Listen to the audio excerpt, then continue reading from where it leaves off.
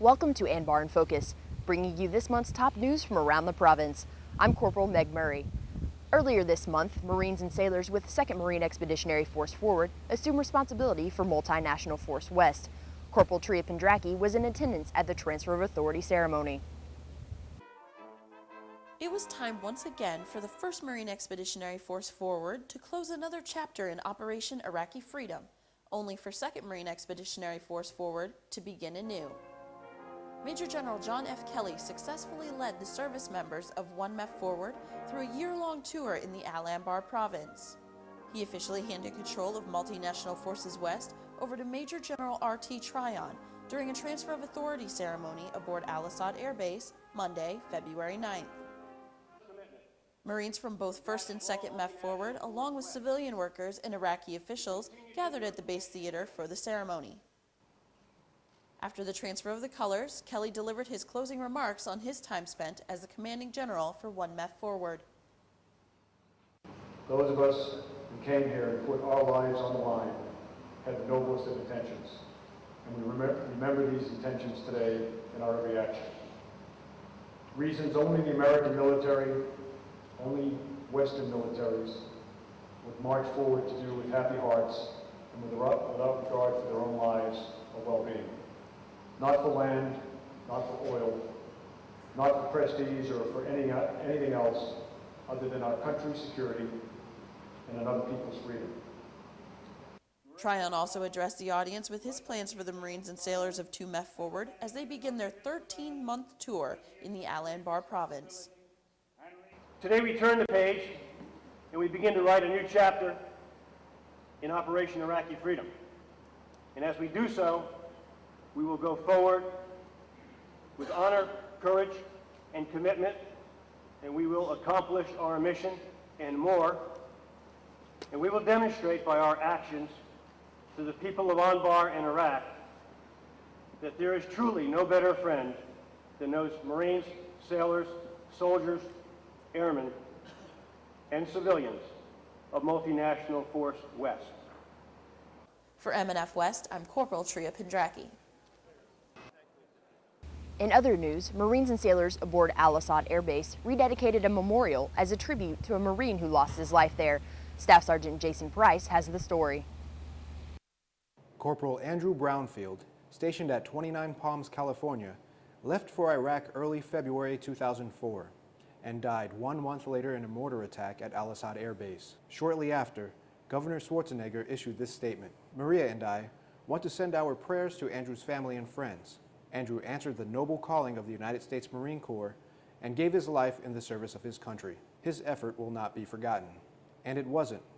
Officials of Al-Assad Air Base made sure of that by resurrecting a memorial in his memory to honor all of those who have fallen in the service of their country. Members of Naval Mobile Construction Battalion 27 were instructed to repaint the former memorial, which stood near the place Corporal Brownfield died. But instead of a simple paint job, they decided to rebuild it from the ground up. I just hope it caused them to stop and think for a minute while they're here. Like I said, here it's a complete 180 from what it was when we were here in '04, and I just hope guys will appreciate that it was these guys' sacrifice that brought us to where we're at right now. Chief Haney remembers what it was like being stationed at Al-Assad Air Base in 2004. We were getting incoming fairly regularly. I was here with an MCB-23 in '04, and we actually lost a couple guys. One of our guys is still actually in the burn unit. Those in the military today serve for the men and the women that have fallen, who have given their life, their ultimate sacrifice in defense of our country and for the freedoms that we enjoy on a daily basis.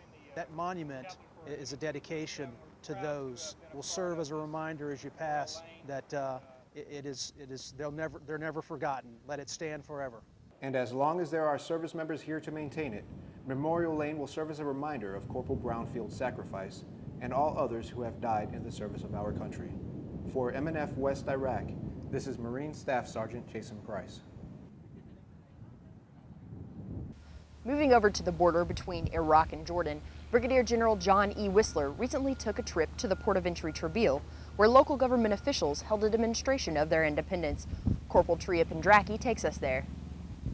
Since the beginning of Operation Iraqi Freedom, the Iraqi military and civilians have made great progress in their return to a stable life with the help of the U.S. military and coalition forces.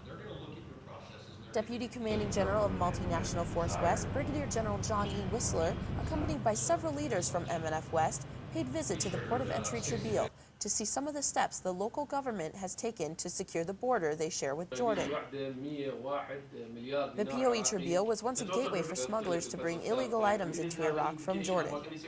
But Marines from the Port of Entry Transition Team have since helped the Iraqi security forces at the port. Tribile's Port Authority, Iraqi Brigadier General Fadl, led the official party through the steps necessary to transit the POE. But the main focus of the demonstration was the Iraqi security's response to a simulated vehicle-borne IED.